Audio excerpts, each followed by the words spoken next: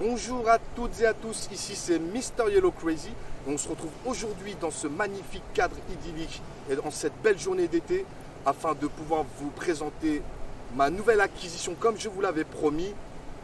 Et donc sans plus tarder, présentation de mon nouveau véhicule, la ZS EV.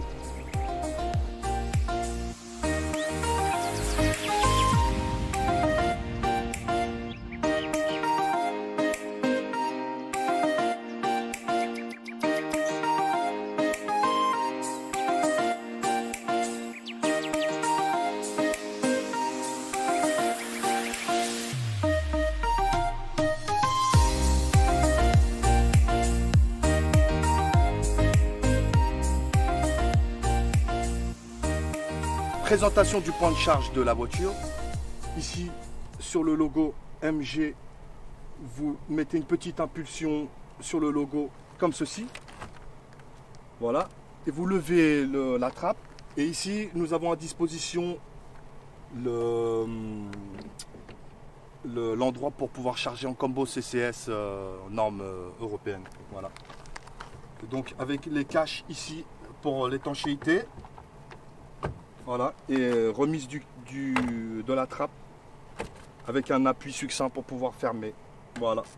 Ici, le luminaire, donc feu avec signature à LED. Et donc à l'intérieur, lumière format type H7. 4 jantes de 17 pouces, marque MG avec deux couleurs, le noir et acier gris chromé là. Les jantes sont bordées de pneus Michelin de dimension 215-50 R17 et donc voilà, pneus Michelin de bonne qualité. Et rétroviseur avec signalisation des clignotants sur le flanc, rabattable et dégivrant avec aussi détection d'angle mort. Donc c'est super pratique pour la conduite. Vous avez des poignées Python avec le dessus chromé et le bouton qui permet par simple impulsion de pouvoir ouvrir la voiture. Avec les baguettes chromées que vous avez ici. Ici vous avez deux baguettes avec tout le bas de la voiture en plastique mat. Ici deux barres de toit déjà disponible directement sur la voiture pour pouvoir faire le nécessaire lors de grands voyages par exemple. Vous pouvez voir ici ce magnifique feu arrière qui prolonge un peu sur la carrosserie. Ici vous pouvez voir la partie un peu plastifiée avec les baguettes qui me font beaucoup penser à la Kia Niro. Ici vous pouvez voir qu'il y a un petit aileron aérodynamique avec le feu de frein arrière.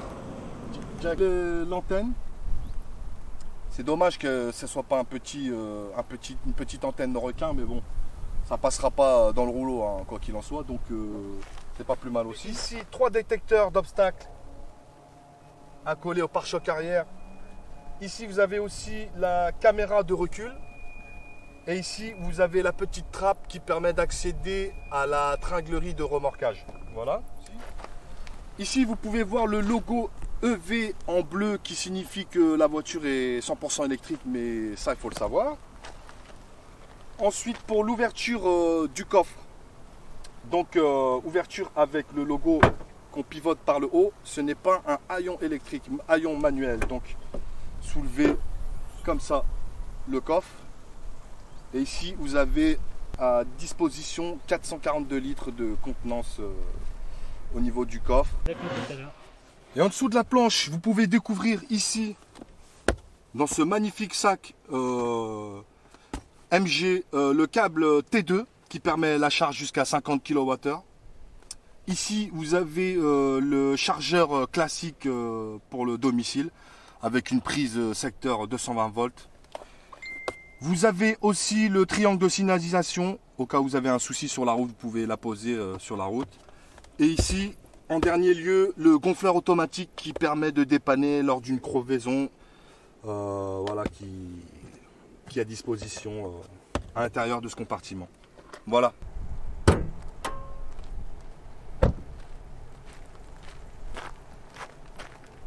Donc compartiment moteur ouvert. Vous pouvez voir ici tout le matériel d'un véhicule électrique. Batterie classique. Moteur électrique qu'on peut voir. Après, je ne suis pas un expert, mais tout ce qui concerne les éléments électriques sont présents dans le véhicule et nous pouvons voir aussi qu'il y a vraiment eu de la place pour pouvoir travailler. Hein. Donc la seule chose qu'on a à faire dans ce compartiment, en fait, une fois qu'on l'ouvre, c'est ce petit entretien là, ici, liquide de lave-glace, tout simplement. Voilà.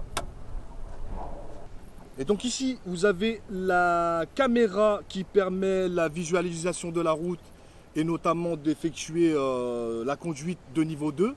Alors la conduite de niveau 2, elle permet de garder la voiture dans sa ligne.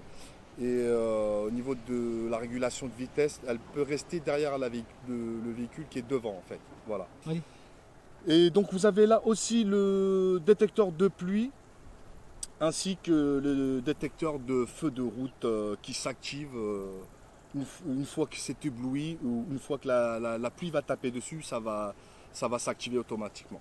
Vous avez également ici un capteur ultrason qui permet aussi la détection d'obstacles. Hein. Il est un peu plus conséquent. C'est un petit rectangle, hein. Voilà. Il est situé en dessous de la calandre. Ici. On se retrouve à l'intérieur pour une présentation de l'habitacle. Comme vous pouvez le voir, la MG est un véhicule plutôt bien fini. Du moins pour ma part. Donc au niveau de l'assise commandée électriquement, donc hauteur, translation avant, arrière, dossier pareil. Le siège côté passager est en manuel, hein, non en électrique, avec une ouverture assez bien faite, avec cette baguette assez jolie en gris chromé. Donc ici vous pouvez voir aussi tout ce qui concerne les ventilations qui sont plutôt bien faites, ornées d'un petit contour chromé brillant. La hauteur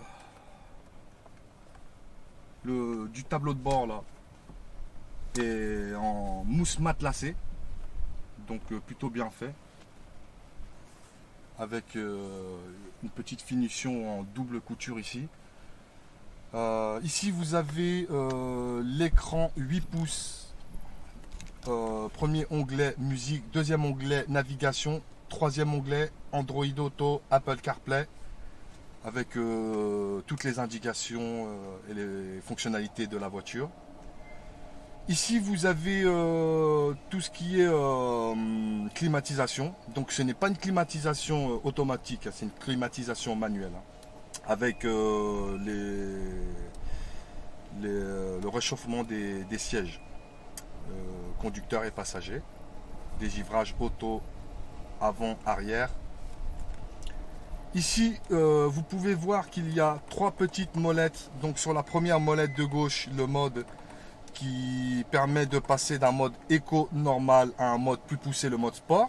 Ici vous avez cette petite molette du milieu appelée KERS, qui permet de jouer sur la régénération du freinage. Donc 3 niveaux de régénération, une régénération en mode roulis, une deuxième en freinage partiel, et le niveau 3, freinage plus poussé. Voilà. Ici, troisième onglet, en appuyant ici, vous avez le niveau de la batterie du véhicule, que vous pourrez voir au niveau du compteur. Ici, cette petite molette, c'est la molette de vitesse. Donc 3 positions, position recul, neutre, drive.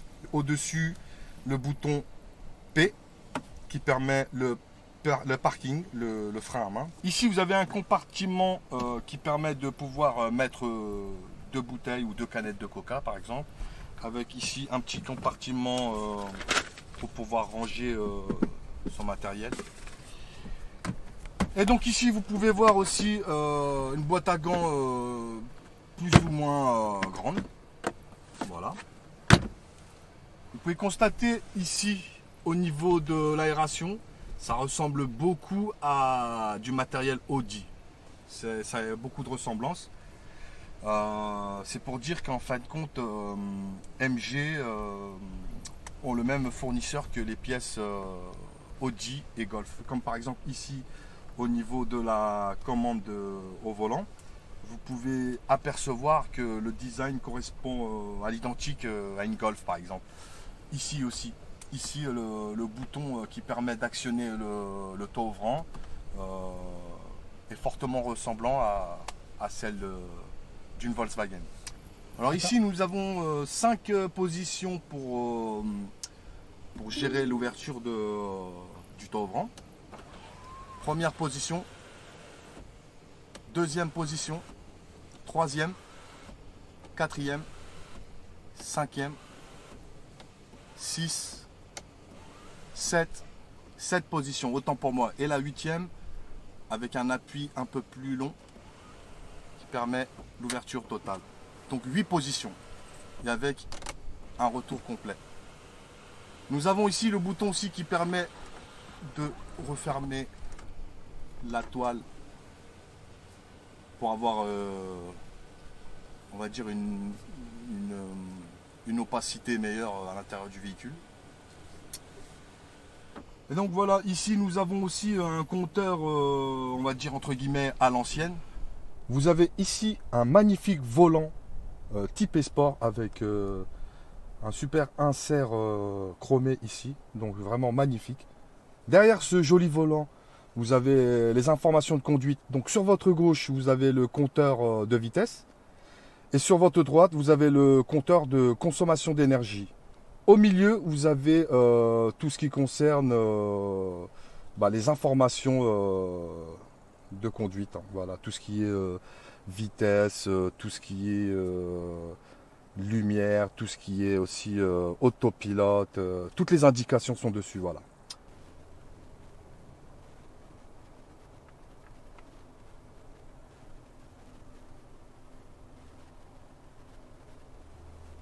On va tester l'habitabilité de la banquette arrière. Ici, 2 compartiments qui permettent des rangements. Vous avez aussi ici un emplacement pour pouvoir recharger un portable via une prise USB avec un petit compartiment pour pouvoir mettre son smartphone par exemple. En termes d'habitabilité, on est plutôt pas mal. Hein. Donc ici en hauteur, on touche pas trop, on est plutôt bien installé, à peu près 10 cm. Et au niveau des genoux, 10 cm aussi à peu près, donc on est plutôt pas mal. Et voilà, la vidéo arrive à son terme. Et comme promis, je voulais vous présenter mon nouveau véhicule électrique, le MG ZS EV.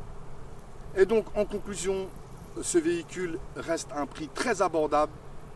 Qui défierait toute concurrence et qui dispose aussi d'un panel technologique vraiment avancé. Donc oui, le MG ZS EV est vraiment une bonne affaire. Donc voilà, je voulais finir sur cette conclusion et j'espère que la vidéo vous a plu. Donc n'hésitez pas à partager, à liker et à vous abonner. Et je vous dis au revoir, à bientôt.